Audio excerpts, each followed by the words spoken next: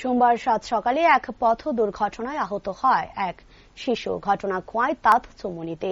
পরবর্তী সময়ে শিশুর পিতা সহ স্থানীয়রা উদ্ধার করে খোয়াই জেলা হাসপাতালে নিয়ে আসে চিকিৎসার জন্য, কিন্তু সেখানে কর্তব্যরত চিকিৎসক শিশুটির অবস্থা আশঙ্কাজনক হওয়ায় প্রাথমিক চিকিৎসার পর আগরতলা জিবিপি হাসপাতালে রেফার করে দেন।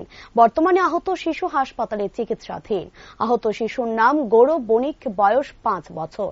শিশুটির পিতা অভিযোগ করেন খোয়াই থানার একটি গাড়ি ধাক্কা দেয় তার শিশুর পুত্রকে। এই ঘটনা ঘটার পরই গাড়িটি নিরুদ্দেশ হয়ে যায়। আহত শিশুর পিতা এই ঘটনায় হতবাক।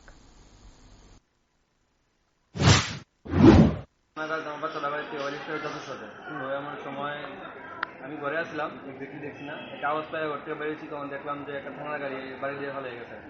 তো যে জায়গা ছিল তারা পাশাপাশি মানুষেরা কথা বলতে পারে, তারা দাঁড়াইছে। হ্যাঁ, দাঁড়ানোর পরে তারা এই গাড়ি দিয়ে আমার পাশের একটা ছেলে এই গাড়ি থানা গাড়ি থেকে নিয়ে গেছে হসপিটালে। সেখান থেকে তারা লামাই দিয়েছিল, গাড়ি ফেলে গেছে আর দাঁড়াইছে না। এই ঘটনাটা কোন জায়গা তুইছে? চুয়াশটা কালীবাড়ির সঙ্গে, আমার বাড়ির অপোজিট সাইডে। হ্যাঁ, এর নামটা কি?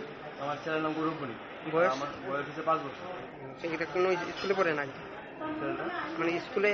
হ্যাঁ, আনন্দমার্গ স্কুলে পড়ে, কেজি 1-এ পড়ে। এই বিষয়ে কি পুলিশে জানাইছেন? পুলিশ ইনফর্ম করেছে। অ্যাকচুয়ালি আমি ইনফর্ম করছি না, আমাদের এখানে প্রধান আছে অনিমেষদা ইনফর্ম করছিল। অনিমেষদার থ্রুতে আমার কাছে ফোন আইছে পরে যে জানতে চাইছে অনিমেষদা তোমার সাথে যোগাযোগ করছেন এই ব্যাপারে। তাই আমি বলছি যে অনিমেষদা এই ব্যাপার আমি তো কিছু জানি না। তারা